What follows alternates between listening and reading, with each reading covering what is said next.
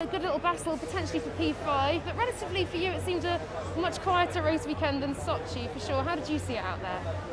Yeah, funnily enough I got the same result as Sochi, I think, so...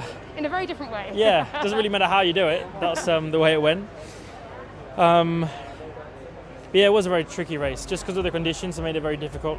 How much to push on the tyres, how much to not to, when to pit.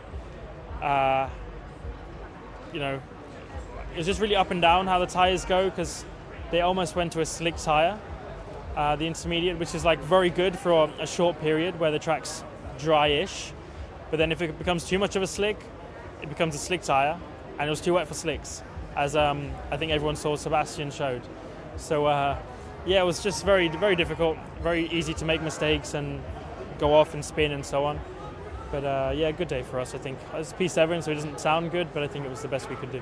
Yeah, I was going to ask, do you feel you've left anything behind out there or maximised the potential this weekend? No, I think like the last few laps we obviously got a bit closer to Pierre, to Lewis and to Charles, but I think it's just, it was impossible to overtake basically. I mean, it was possible to overtake, but when you're roughly a similar pace and you're going fast, then it becomes a lot more difficult to overtake. So when I caught Pierre, like I was quite a bit quicker, but